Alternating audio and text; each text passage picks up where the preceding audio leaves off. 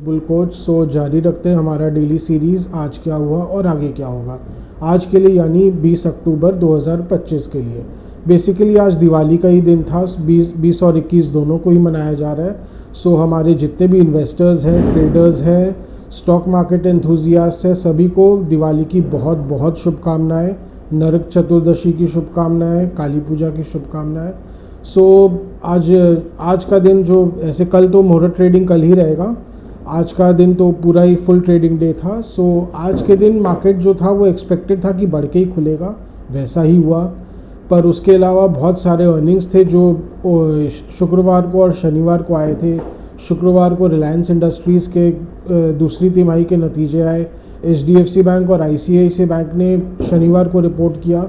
Market को उनको digest करना था, पर कहीं ना कहीं जो US मार्केट रैली आई थी शुक्रवार को, तो उसके कारण एक बुलिश मोमेंटम में था ही। बाज़ार जो है वो प्री ओपनिंग 130 पॉइंट्स एकदम साफ इंडिकेट कर रहा था कि बढ़ के ही खुलेगा, और वैसा ही हुआ।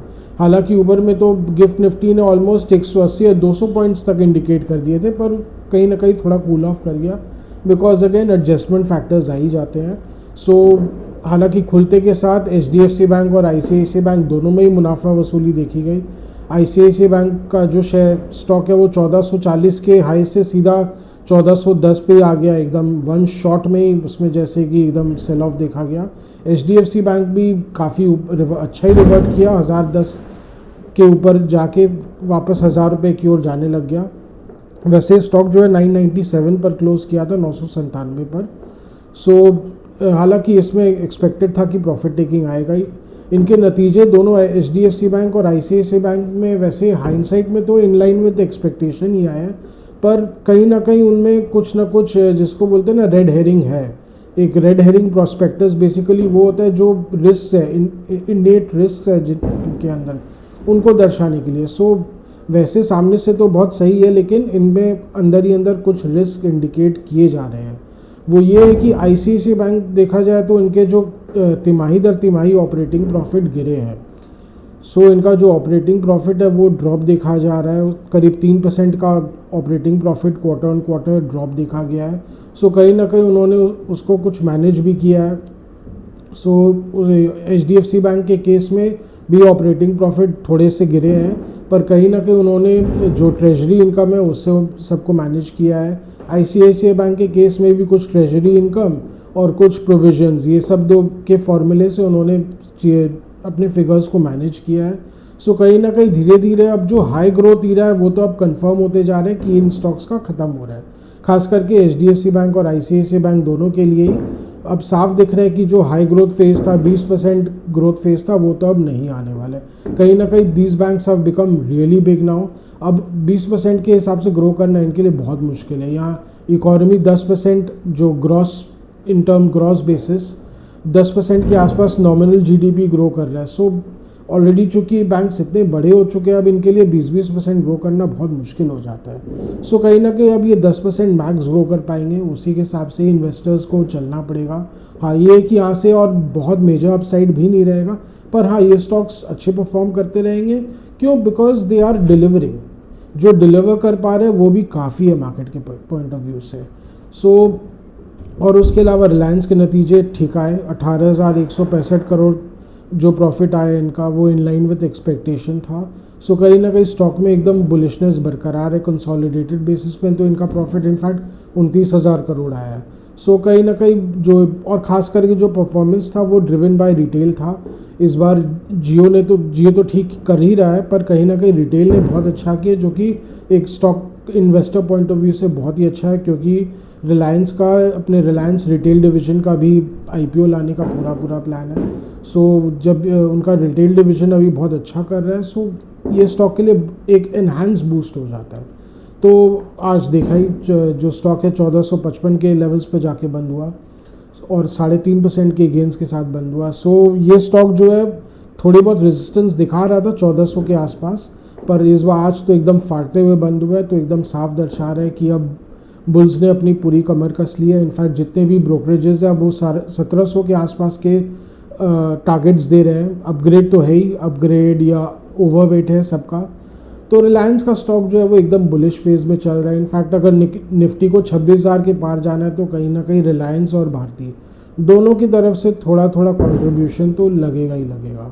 हाँ, उसके अलावा एसबीआई ने बहुत अच्छा किया, आज एसबीआई ने और गेंस किए, 2% से ज़्यादा के गेंस देके एसबीआई के स्टॉक ने। सो ये स्टॉक जो है 900 के ऊपर अब जा पहुँचा है, तो कहीं ना कहीं ये स्टॉक भी बहुत अच्छा परफॉर्म कर रहा है। इनफैक्ट नॉर्मली एसबीआई के रिजल्ट्स बहुत देर से आते हैं, अभी अक्टूबर 20 चल रहा है, तो जनरली इनके रिजल्ट्स जो है वो अगले महीने में ही आएंगे, ज़्यादातर नवंबर फर्स्ट वीक के आसपास ही जहाँ तक आने चाहिए। तो तब तक तो काफ़ी कुछ फैक्टर इन हो चुका होगा, पर कहीं ना कहीं ये स्टॉक एसबीआई ऐसा स्टॉक है, ये भी अभी इन दिनों में तो it has not disappointed the markets. So ये स्टॉक भी अच्छा करता रहेगा। इस स्टॉक में भी बहुत अच्छा बुलिश एक्शन देखने को मिल रहा है, और जो कि जारी रहना चाहिए, क्योंकि नीचे जाने के लिए कोई वजह नहीं है। इसके वैल्यूएशंस भी ठीक ठाक है, कोई बहुत ओवर वैल्यूड भी नहीं है, अपने पेयर के कंपैरिजंस में भी कोई स्टॉक बहुत ओवर वैल्यूड नहीं है। सो कहीं ना कहीं ये स्टॉक जो है परफॉर्म करता रहेगा। और उसके अलावा बाकी इधर उधर सभी सेक्टर्स ने अपने अपने कंट्रीब्यूशन दिए अपनी अपनी तरीके से। हालांकि मेटल्स में आज थोड़ी सॉफ्टनेस थी, थोड़ी प्रॉफिट टेकिंग आई। हाँ, ये मार्केट जो है वो एकदम बुलिश फेज में तो दिख ही रहा है, निफ्टी तो एकदम बुलिश फेज में दिख रहा है। सो 26,000 तो अब मेरे फॉर्मेलिटी ही दिख रहा है। हाँ, 25,900 से 12 मार्केट जो रिवर्ट करता हुआ दिखा, कहीं ना कहीं दिख रहा था कि लेवाली उतनी आ नहीं रही। आज लकी इंस्टीट्यूशनल बाइंग फिगर्स आए हैं, डीआईएफआईएस ने फिर से करीब मैंने डीआईएस ने 2,500 करोड़ के आसपास ऑलमोस्ट बाइंग की है, एफआईएस ने भी ठीक ठाक मार्जिनल बाइंग की 800 करोड़ की। सो कहीं ना कहीं उनकी तरफ से बाइंग सपोर्ट तो है, लेकिन कोई अग्रेसिव बाइंग नहीं था मार्केट में, तो कहीं ना कहीं उसका मिला जुला असर तो देखने को मिल रहा था। 25,900 के ऊपर चलने में स्ट्रगल कर रहा था मार्केट, कहीं ना कहीं ये इंडिकेट कर रहा था कि तगड़ी इंस्टीट्यूशनल बाइंग नहीं है, प्रॉफिट टेकिंग प्रेशर भी है और पोस्ट रिजल्ट हैंगओवर भी है। कहीं ना कहीं पोस्ट रिजल्ट हैंगओवर हो ही जाते हैं, खास करके बैंकिंग स्टॉक्स को। हालांकि रिलायंस में ऐसा कुछ भी नहीं देखने को मिल रहा था, क्योंकि इस स्टॉक में इतना कोई हैंगओवर माने प्री रिजल्ट है कोई मेजर बिल्डअप शायद देखा भी नहीं गया था। मैंने तो कोई ऐसा कोई नोटिस भी नहीं किया कि इसमें बहुत ज़बरदस्त कोई प्री रिजल्ट बिल्डअप हुई हो। क्योंकि शायद एक्सपेक्टेशंस भी बहुत म्यूटेड थे, कि कोई बहुत बड़ी एक्सपेक्टेशंस नहीं थे। सो वो भी एक फैक्टर था। तो अब स्टॉक ने अच्छा परफॉर्म किया पोस्ट रिजल्ट्स। सो मार्केट में ऐसे ही चलते रहेगा। हाँ, अब धीरे धीरे मिड कैप्स और स्मॉल कैप्स के अर्निंग्स अभी आते रहेंगे, तो इनमें बहुत गहमा गहमी रहेगी, थोड़ी बहुत वॉलेटिलिटी एंड स्विंग्स रहेगी। हालांकि mid cap and small cap का जो दोनों इंडाइसेस है, major mid cap 100 and small cap 250, ये भी एकदम फुल ऑन बुलिश ही दिख रहे हैं। इनमें भी एक फुल ऑन बुलिशनेस देखा ही जा रहा है, और आगे भी जहाँ तक देखा जाना चाहिए, क्योंकि मोस्ट इक्विटी इन्फ्लोज जो है वो इनमें ही ज़्यादातर आ रहे हैं। सो यही था आज का मोटा मोटा लेखा जोखा। बुलिशनेस अभी जारी रहनी चाहिए, इसमें कोई डाउट नहीं है। हाँ, ये कि अभी आज यूएस मार्केट ने और फर्दर रैली की है, क्योंकि यूएस चाइना ट्रेड टॉक्स में और फर्दर प्रोग्रेस देखने को मिल रहा है। In fact fresh round of trade talks हुए दोनों के ट्रेड नेगोशिएटर्स के बीच में। सो उसको देख के मार्केट में फिर से डाउ ने फिर से रैली किया। डाउ अभी 500 पॉइंट ऊपर है, और कहीं ना कहीं गिफ्ट निफ्टी भी उसको लेके इन्फ्लुएंस्ड है पॉजिटिवली। सो मार्केट बढ़ना चाहिए, लेकिन अभी एक मेजर रेड हेरिंग अभी अगेन जो जियोपॉलिटिकल टेंशन्स है इंडिया के पॉइंट ऑफ व्यू से, वो ये कि राष्ट्रपति ट्रंप ने फिर से इंडिया को धमकाना शुरू कर दिया है regarding Russian crude oil purchase, कि वो देख लेंगे, कॉन्सिक्वेंसेस रहेंगे, दिस दैट। सो कहीं ना कहीं उनका जो गुस्सा है वो अभी शांत होता दिख नहीं रहा है। कहीं ना कोई भाई यही बात है ना, वो चाइना को डोमिनेट अब नहीं कर पा रहे हैं, तो कोई तो चाहिए उनको डोमिनेट करने के लिए। तो India is the soft target. Let's see क्या होता है, let's hope for the best कि कहीं ना कहीं चीज़ें रिजॉल्व हो जाए। हालांकि रशिया के साथ अभी भी नेगोशिएशन चल ही रहे हैं कि युद्ध को समाप्त किया जाए।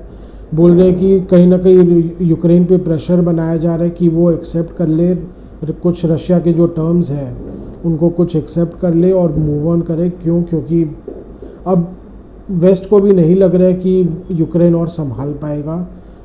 रशिया जिसने लैंड उसने एक्वायर कर लिए, जो भी लैंड उसने वॉर में एक्वायर किए हैं वो वापस नहीं देने वाला है। सो कहीं ना कहीं लेट्स होप कि कोई सेटलमेंट हो जाए, पीस अग्रीमेंट हो जाए, तो वैसे ही काफ़ी हद तक ये जो झमेला है, ट्रेड टेंशन्स है, ये काफ़ी हद तक कम हो सकते हैं। And let's hope for the best. वो हो तो बाकी मार्केट के लिए अगेन सोने पे सुहागा।